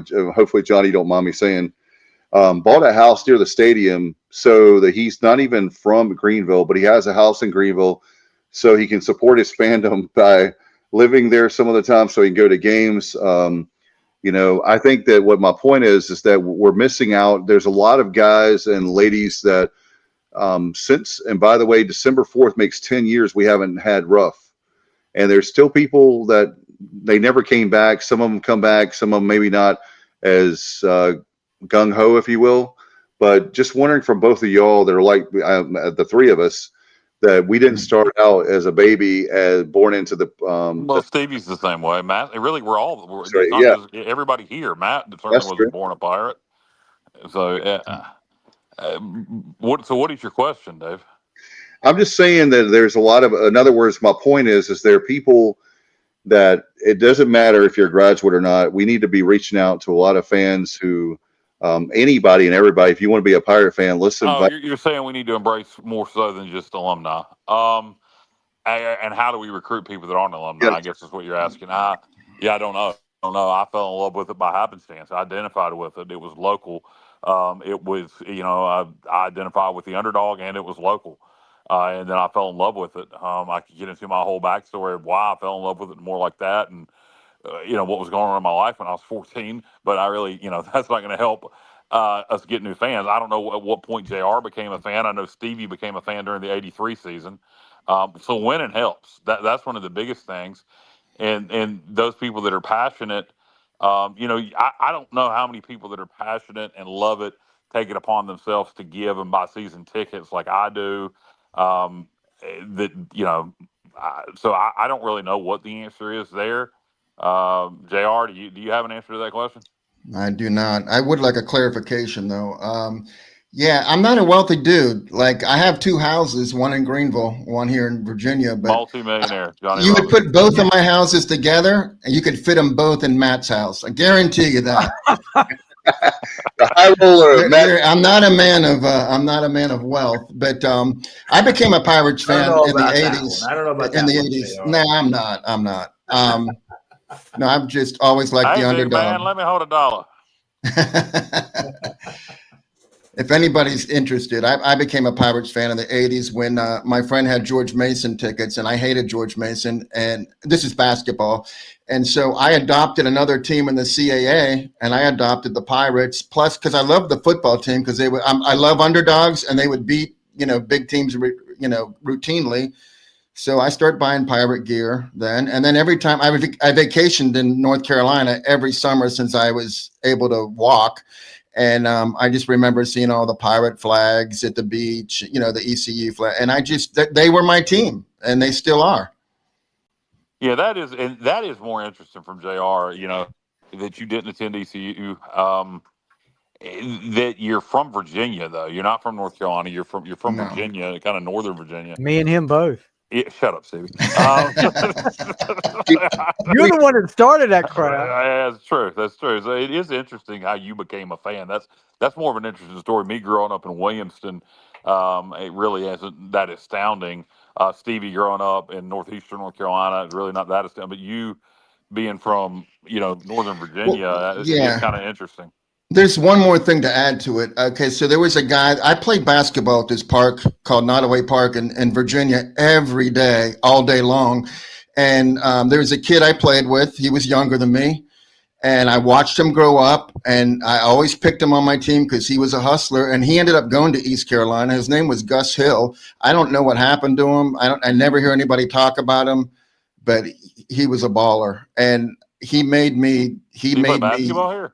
Yeah, he sure did. He's got some records. We're going to track him down and get him on the podcast. I wish you could. Gus Hill. If anybody out there knows what Gus Hill's doing. We are looking for Gus Hill, and we were going to make this public. We are going to get Gus Hill on the podcast. All Points Bulletin, Gus Hill. So he cultivated my pirate, which I already had a pirate, love, and he cultivated it. So there you go. All right, quickly before we get out of here, let's briefly talk about the Tulane game. Tulane game Thursday night. We'll have our full preview on Tuesday. Yeah, with Corey Glore. So Tuesday night. Thank you, Kyle. Yep. So Tuesday night with Corey. But quickly, Tulane obviously a very good football team. Have wins over Northwestern and Duke. Going down to New Orleans, we have had very little success in New Orleans. In fact, I cannot tell you I think the last time we won in New Orleans was, good God, 20 was it? I don't know, because we lost to them down there in 13, I think, when we had a really good season. We got ups. I don't know the last time we won in New Orleans. Somebody look that up. JR, do you know? No, I don't, but I do know that Tulane is 23-2 in their last 25 conference games, but both of the losses were at home, so we got that going for us. Yeah, and, I think, is this just our second or third time playing at Yeoman? So most of those losses did occur at the Superdome. So it's going to be a tall task Thursday night. I really believe in. I think the remainder of the conference schedule is tougher than people realize. I think Temple's getting a lot better. Florida Atlantic's getting better. UTSA might not be as good as we thought. But Memphis is in Greenville. I think this is our toughest game the rest of the way. Not that Tulane's necessarily better than Memphis, but we get Memphis in Greenville, and we get them the week after they play Tulane and the week before they play Navy. So we're the sandwich, who cares game, if you will, for Memphis on paper as it is today. So I think this is our toughest game the rest of the way. So it's going to be a very tough outing, and we'll get more into that one Tuesday. Did anybody else want to say anything about the Tulane game? Matt, you need to get out of here. You got anything you want to say about the Tulane game? I just think that, like I mentioned earlier, my big thing with the Tulane game is it's another game, very winnable. I don't see any game on this schedule that I don't feel is winnable. But I really believe it's going to come down to, can we execute in the red zone? I fully expect to move the ball. Can we score touchdowns? Because Tulane's going to move the ball as well. And what makes me nervous with them is the dual threat quarterback who can run it very well, much better than most people realize. So we're going to need to score touchdowns in the red zone, and we just can't turn it over like this, because you're just not going to beat a disciplined team of that caliber like Tulane if you turn the ball over. So it's going to be interesting. I think it's going to be a great game. I have something to add to that. We got to stop the run. That's all there is to it. I was going to say, Jake Retzloff, he leads the team in rushing, and it's not even close. Like he has 427 yards. The next closest guy's got 235. He has 7 of their 12 rushing touchdowns. And here's a stat: John Sumrall, in his time at Troy and Tulane, is 29-0 when his team outrushes his opponent. So we just can't let it happen. We can't. Wow. The problem is we can't let him try to beat us with his arm. I don't think he can. That's a good point, Johnny. And what is our we had didn't we have a top 20 rushing defense? Is that still the case? Yes, absolutely. Yes. We like do. 13th. Yeah, I was going to say that,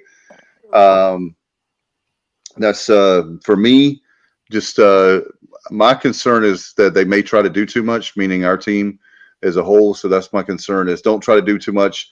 Be who you are. And I don't think they have to when I say lights out, I don't think this is like our Super Bowl kind of game. I know that we don't need to make mistakes, but I would think that that would be my thing, is just let the game, if you're, by the way, if you're Caden Hauser, let the game come to you. Don't try to force things that are not there. That's another thing that comes to mind. But one thing, guys, before we get out of here, and I was going to do it at the beginning of the show, and we had Holton. And thank you, Kenny, very much. I'm so tired right now from a long weekend on the Outer Banks. Not a bad problem to have. Rest in peace, Harold Robinson. We put it up on our. He was Harold was one of those guys who I was not playing football. I wish if I could go back in time. He meant so much to me. I wish I could go back and play. I was doing a whole bunch of stuff and outside of sports, but I wish I could go back and play football for him. He was on here in 2023 as we did Martin County football together. He started to get sick during the season when we were doing that. And unfortunately, we lost him early Saturday morning. Friday night after the football game, he went to sleep. And I just said, wow, that's kind of ironic. Is that the right word? That it was after Martin County win Friday night? Yeah, he passed away Saturday morning in his sleep. But anyway, we're going to definitely miss him. He was very good to me personally, professionally. I've got a whole bunch of stories, which we don't have time for. But, Coach, we're going to miss you a lot. And we're working on stuff locally here to honor him. We have homecoming, and not this Friday night, but the next Friday night against Currituck. So we'll probably try to see if we can do something then. But yeah, for Pirate fans, Harold Robinson, obviously everybody knew him. Was part of the program since 2004 up until with the beginning of the Mike Houston era. And, so Harold is a guy who's very important to Pirate Nation and obviously even more important to Williamson and Martin County High School football. So rest in peace, Harold Robinson, and condolences to his family. Yeah, in fact, he went to Kenny. You probably know this. He was a Washington High School graduate of the Pan-Pac, and Kenny played against him in the early '80s for Washington when he was coaching at Williamston. So, by the way, update Johnny really quick. Alan Vick said last I heard Gus Hill was in New Bern. I spent a couple years ago. That was a couple years ago. So we'll try to see if we can. If anybody knows Gus Hill, I love that. That would be awesome if we could get him on here. In front of his name, I think that's a cool name. I don't know what it is, but Gus Hill. We got to have Gus Hill on the show. So if y'all know, anybody knows, you can reach out to us, TSO@gmail.com. You can message us here on one of the shows. But we'll definitely have. By the way, once again, I want to remind everybody, Tuesday night we're having a special show for our Pirate Preview. Corey can't do Wednesday night, so we're doing Tuesday night at 8:00. And guys, we're down to 4. There was 5 and now 4. Do you guys have anything before we get out of here? No, we've gone over tonight. We'll see everybody Tuesday night as we preview Tulane. All right, guys. Thank you so much. Appreciate y'all very much for. We had a huge crowd tonight. Sorry about the audio. It was one of those things. Internet, baby. That's all I can say. But thank you for your patience with that. We're going to get this up. Kyle, we're actually putting these, the original format that we have podcast-wise, we're putting them out. So if you want to go back and listen to it, like working out or driving, a lot of people listen to the show, then you can do that as well on any podcast player you want. All right, guys, thank you so much. We'll get out of here. And as always, let me see if I can. Oh boy. I only get the close. Here we go. All right, I got it now. Go Pirates.